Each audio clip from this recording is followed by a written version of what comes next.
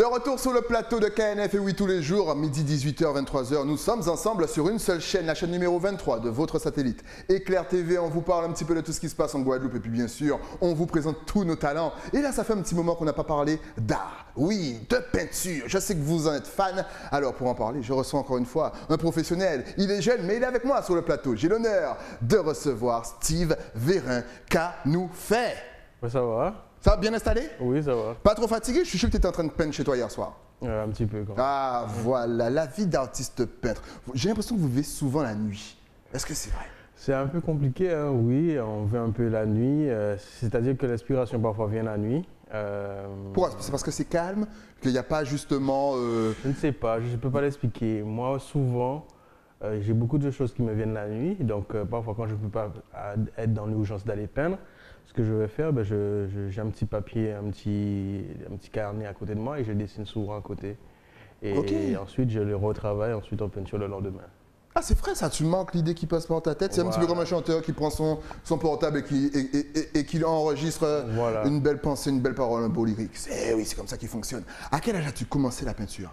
Alors, à quel âge j'ai commencé la peinture? Ça fait pas si longtemps que ça que j'ai commencé. En fait, j'ai fait des études d'art, j'ai fait des études aux Beaux-Arts à Limoges. Je peignais, je faisais de la photographie. C'était une école spécialisée vraiment dans la porcelaine, donc on a touché un peu à tous les médiums, porcelaine, photographie, vidéo, peinture, dessin. La porcelaine? Ouais, la porcelaine. Ouais, porcelaine, ouais. D'accord. Ouais, c'est la ville. Ah ben forcément, Limoges. Ben oui. Voilà. Donc, je touchais un peu à tous ces médiums et du coup, j'ai toujours peint depuis la prépa. Donc, vraiment me donner une date précise à laquelle j'ai commencé à peindre, je ne pourrais pas dire exactement, mais je sais que si je donnais un âge approximatif, ça va être aux alentours de 18 ans par là. Mais qu'est-ce qui t'a plu justement dans cet univers de peinture, de dessin, de représentation? Ben, le résultat. Ouais, il y a le résultat, c'est vrai, mais disons c'est un médium qui permet de s'exprimer assez librement. Ouais. Et on arrive enfin moi en tout cas, j'arrive à m'exprimer à travers elle le plus justement possible. D'accord. Donc voilà. Ça permet de t'évader aussi, de te changer les idées, peut-être de te détendre, on ne sait jamais, si avec le stress du quotidien, peut-être que tu sors plus calme du séance de peinture. Alors, ça aide aussi? Qui sait, peut-être que tu vas motiver les gens là. Alors, plus calme, oui, mais en fait, disons que quand moi je peins, je suis déjà dans une réflexion, j'arrive avec une intuition. Ok. Et souvent, ce sont des paroles que j'ai pu entendre ou des lectures que j'ai pu faire.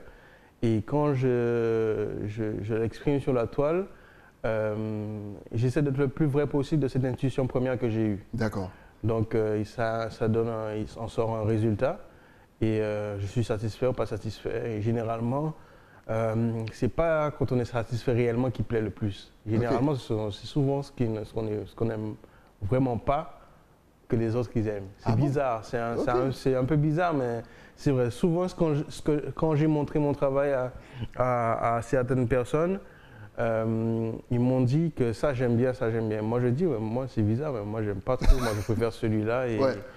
Et voilà, c'est une grande surprise, on ne sait pas comment faire. Mais en tout cas, moi je reste proche de l'intuition première. Voilà. Justement, quelles sont tes influences, tes thèmes et tes intuitions? Tu gravites autour de quoi la plupart du temps? Alors moi, j'ai un artiste phare que j'aime bien, c'est Francis Bacon, qui est un artiste anglais qui il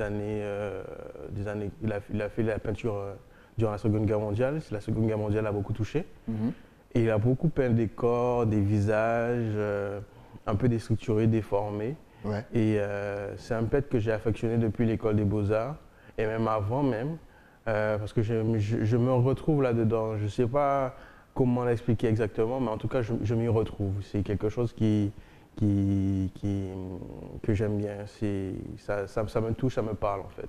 Et comment décrirais-tu justement ton art? Voilà, là par exemple, en double écran, depuis tout à l'heure, on voit des tableaux, on voit tes œuvres. Comment par exemple décrirais-tu celui-là?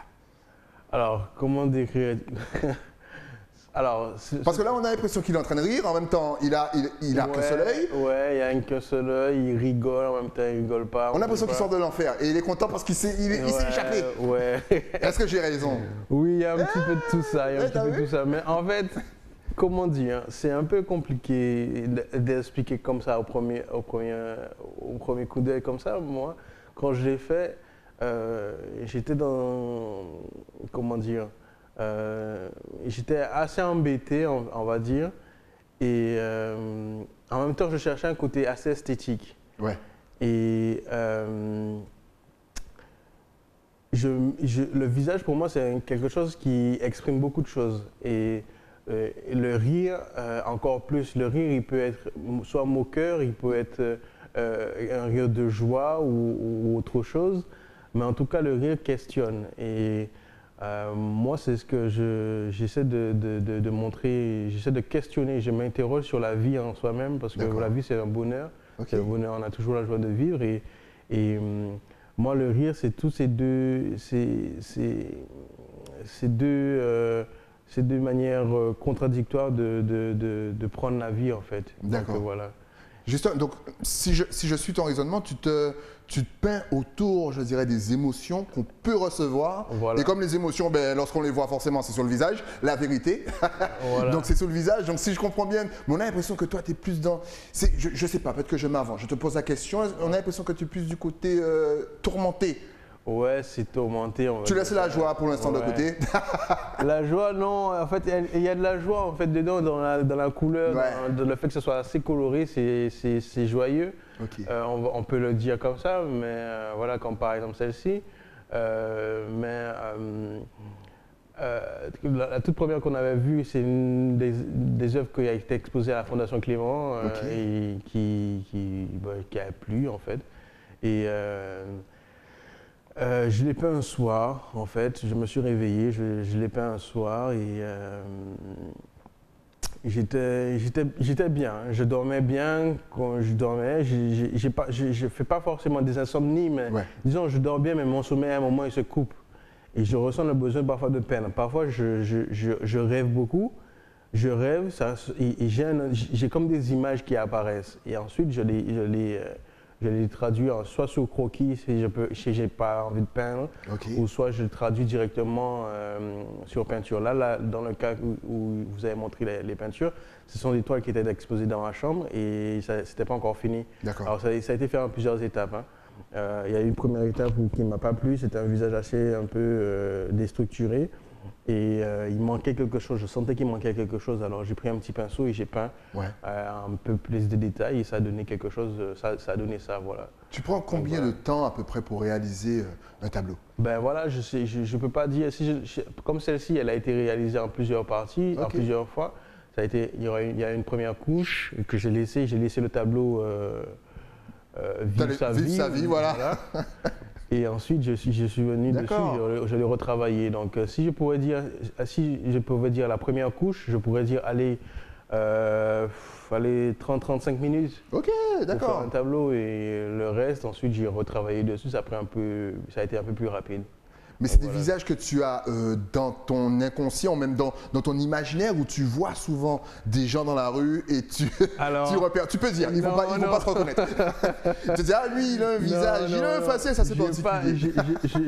Je ne vais pas faire de portrait. Non, je ne suis pas quand même, je suis pas fou. Je ne pense pas être quelqu'un qui voit des gens qui voient des… Parce qu'on est quand même dans une population qui est assez proche de la religion syncrétique et qui croit que les gens voient des choses et voient des esprits ou autre chose. Non, moi je ne suis pas dans cet état d'esprit.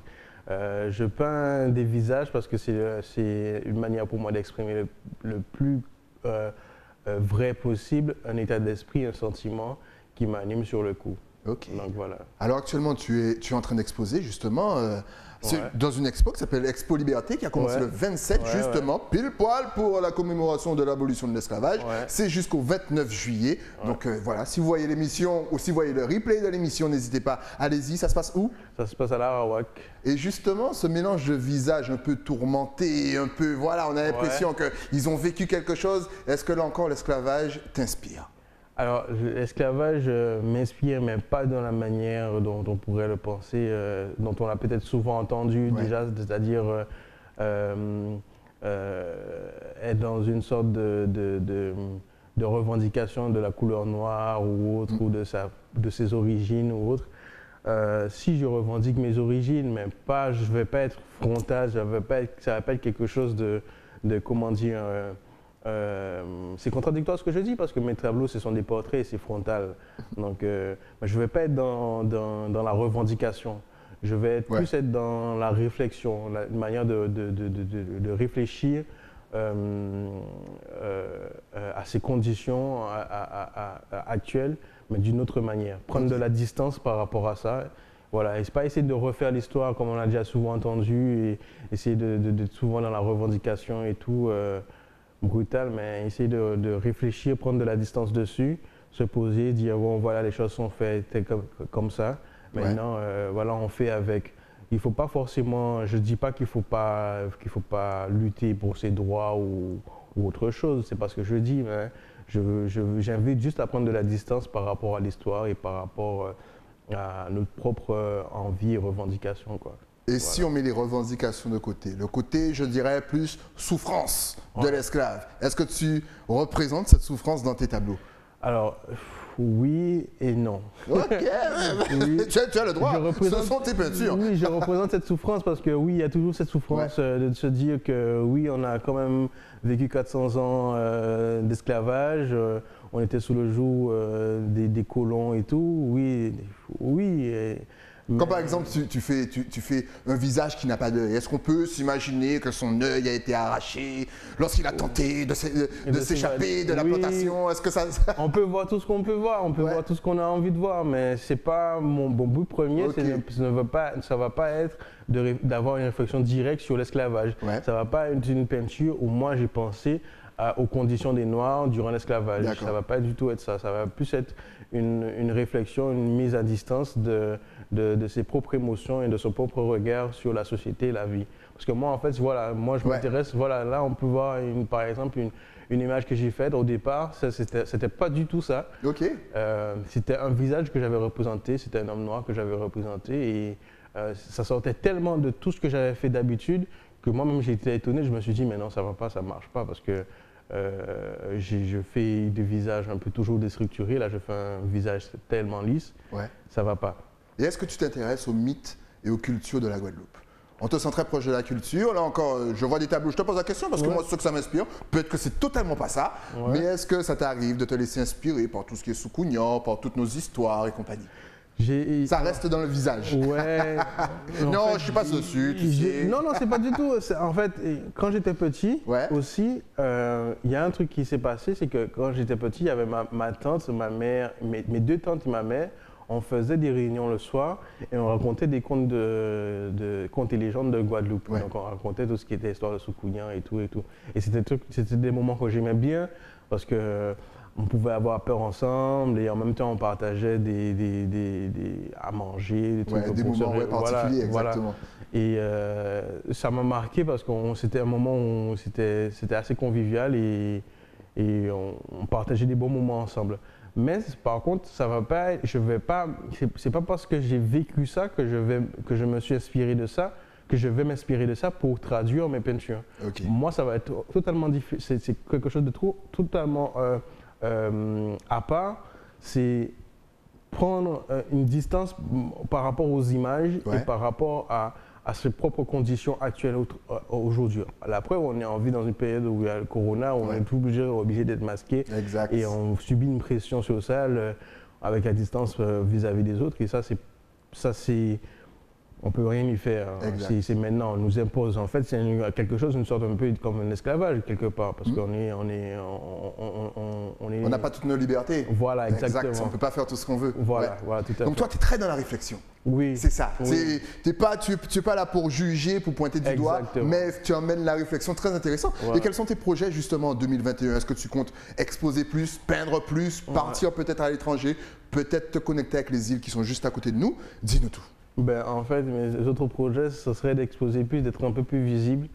Je n'ai pas beaucoup exposé à l'extérieur et c'est sûr que j'aimerais bien. Donc, Si je devais faire des prochains projets, ça serait d'exposer un peu à l'extérieur, de manière à être plus visible et que justement me confronter aux autres artistes qui proposent une autre vision du monde et partager ce moment-là avec eux, quoi.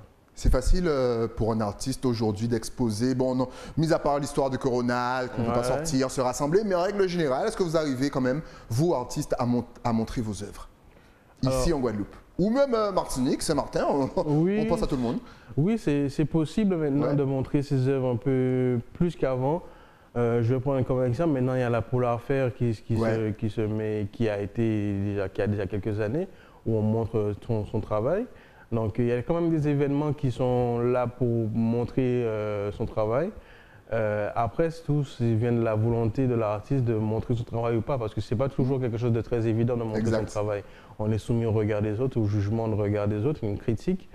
Et après, on l'apprend ou on l'apprend pas, quoi. Ouais. Donc, justement, on a peur souvent de montrer son travail parce que c'est assez personnel. Tu as eu peur, toi, de montrer ton travail? Alors, au tout début, quand j'ai commencé à exposer, j'étais un petit peu réticent. Je ne voulais pas trop le montrer parce que je ne savais pas comment il allait être accueilli par le public. Et vu que... Et comment on combat ça? Comment on combat justement ce doute, ce stress et cette peur? J'étais très bien épaulé. Hein. Moi, très bien, lors de ma première exposition, j'ai très bien été épaulé parce que j'avais l'artiste Stan, je ne sais pas si vous connaissez Stan, qui m'a aidé à montrer ma première exposition qui s'est déroulée à la Galerie à Saint-François, près de la Marina. Et j'ai montré une palette de dessins déstructurés et assurés. Et ça a été très bien reçu par le public et il y avait même eu des ventes, donc j'étais super content. Surtout quand il y a des ventes. Forcément. En tout cas, n'oubliez pas qu'il est en expo jusqu'au 29. Et il n'est pas tout seul d'ailleurs. On va vous présenter 2-3 artistes. Pour l'instant, on est sur Steve. Justement, quel conseil peux-tu donner aux jeunes? Par exemple, c'est là, il y a un jeune qui te regarde et qui a envie de devenir comme toi, qui est fan de tout ce que tu viens de faire. Qu'est-ce qu'il faut? Est-ce qu'il faut être fort en dessin? Est-ce qu'il faut être fort en photographie, tout ce qui est paysage? Est-ce qu'il faut s'y connaître en couleurs? Le mélange des couleurs, le jaune plus le rouge, ça donne quoi? Eh oui, réponse en fin d'émission, vous aurez un cadeau. Que faut-il pour être un bon peintre comme toi?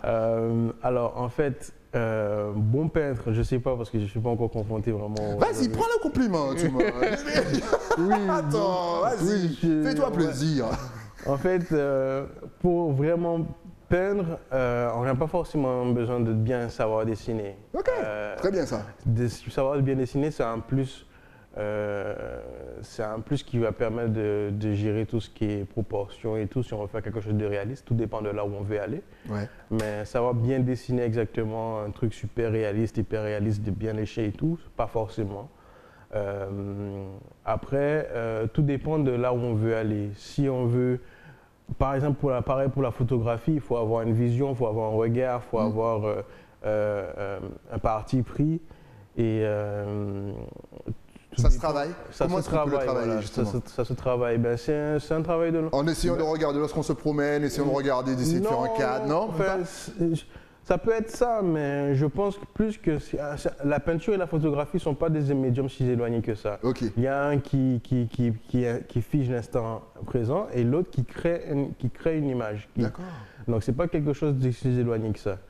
Le photographe crée aussi l'image, mais il fiche juste à l'instant et donne une interprétation de ce qu'il a pu voir de la réalité. Le photographe, s'il veut travailler, moi je ne suis pas photographe, mais si je devais me donner un conseil à moi-même et faire partager ce conseil aux autres, je dirais plus qu'il faut, avoir un parti pris. C'est-à-dire, il faut être ferme dans ce qu'on veut montrer et être le plus proche possible et le plus vrai possible à travers son médium, être le plus juste possible en travaillant la lumière, la couleur ou autre cadrage. Voilà. Excellent. Bon, maintenant qu'on a fait le tour de ton univers, de ton art, qu'on sait que tu es en exposition encore une fois jusqu'au 29, n'hésitez pas à aller voir Steve Vérin. Est-ce que tu es connecté sur les réseaux sociaux? Est-ce que tu as Facebook? Est-ce que tu as Instagram? Dis-nous tout, de toute façon, ça va s'afficher juste. En fait, moi j'ai Facebook et Instagram. C'est les deux, ça va, ça nous va. Ça me va suffisamment, ça me suffit en fait. Sur Instagram, vous pouvez voir ce que je fais. Sur Facebook aussi. Voilà, donc y a pas... Après j'ai un site internet aussi, c'est stevevirin.com.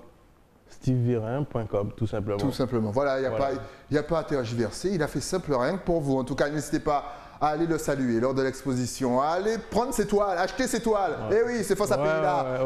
J'aime bien. Achetez-toi. Donc ne venez pas les mains vides et le porte-monnaie vide. Exactement. En tout cas, Steve, merci d'être passé sur le plateau. Dès que tu as une petite nouveauté, tu n'hésites pas. Tu reviens. Tu connais maintenant tu connais le chemin. Tu vois maintenant que c'est Éclair TV. Tu as vu le panneau. Tu es ici chez toi. Il n'y a pas de souci. À très vite. Nous, on se retrouve aussi très vite avec un nouvel invité. Mais ça, c'est après quoi? Après la pub. À tout de suite.